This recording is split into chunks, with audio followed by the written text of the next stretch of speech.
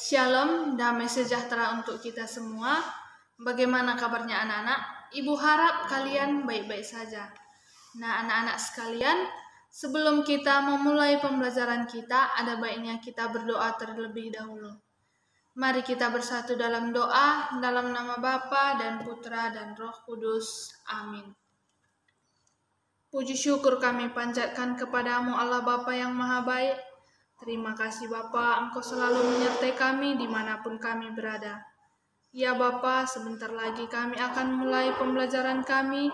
Kiranya Engkau selalu hadir di tengah-tengah kami Bapa. Ya Bapa, hanya inilah doa-Mu yang tidak sempurna ini kami panjatkan melalui Yesus Kristus Tuhan kami. Amin. Dalam nama Bapa dan Putra dan Roh Kudus. Amin.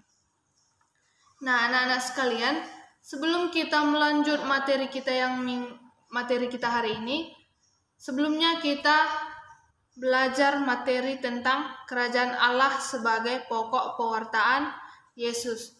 Nah, selanjutnya kita akan belajar tentang Yesus mewartakan kerajaan Allah melalui perumpamaan. Nah, apa itu perumpamaan? Di materi ini kita akan belajar tentang apa itu perumpamaan dan bagaimana Yesus mewartakan kerajaan Allah dengan menggunakan perumpamaan. Kita lanjutkan. Nah, selanjutnya, perumpamaan adalah penyampaian pesan dengan menggunakan bahasa imajinatif, kiasan simbolis, atau perbandingan. Sehingga orang yang mendengar sebuah perumpamaan diharapkan mampu menangkap di balik perumpamaan tersebut. Nah, ada sebagian orang atau anak-anak sekalian mungkin ada untuk menyampaikan suatu simbol atau makna sesuatu harus menggunakan perumpamaan. Ada juga menggunakan gambar. Mungkin anak-anak sekalian ada yang lebih baik menggunakan perumpamaan. Kita lanjut. Nah, perumpamaan yang dipakai Yesus untuk menjelaskan tentang kerajaan Allah biasanya diambil dari kehidupan masyarakat sehari-hari. Nah, misalnya Yesus menyampaikan kerajaan Allah kepada pendengar petani. Nah, di situ Yesus membuat perumpamaan tentang penabur biji sawi. Contoh lainnya, misalnya Yesus memberikan perumpamaan kepada nelayan. Nah, dia membuat perumpamaan tentang jala dan lain sebagainya. Nah, sembari ibu menjelaskan dan menampilkan slide anak ibu harap kalian mencatatnya dan difotokan nanti dan dikirim ke classroom. Kita lanjut ya. Nah, Yesus dalam pengajarannya mempergunakan perumpamaan dengan maksud agar pewartaan dan ajarannya dapat mudah dimengerti. Setelah menceritakan perumpamaan, Yesus sering berseru, "Siapa bertelinga, hendaklah ia mendengar." Diambil dari Matius 13 ayat 45.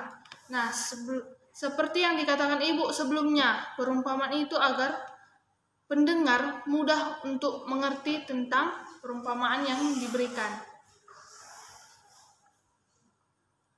Nah, selanjutnya, contoh perumpamaan. Di sini ada ibu tampilkan dua contoh perumpamaan.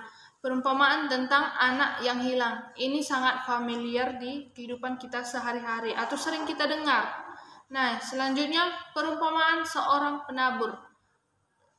Diambil dari kutipan kitab suci Markus 4 ayat 3 sampai 8. Mungkin masih banyak lagi perumpamaan yang ada di Alkitab. Mungkin anak-anak bisa mencarinya nanti di Alkitab. Kita lanjut. Nah, anak-anak ibu sekalian, kita sampai pada tugas. Cari 5 perumpamaan beserta kutipan kitab sucinya dan makna perumpamaan tersebut tentang kerajaan Allah. Nah, anak-anak ibu sekalian, setiap orang mencari 5 perumpamaan, cari di Alkitab. Dan setelah mendapat perumpamaannya, anak-anak sekalian harus membuat kutipan kitab suci seperti yang sebelumnya tadi. Nah, misalnya perumpamaan seorang penabur.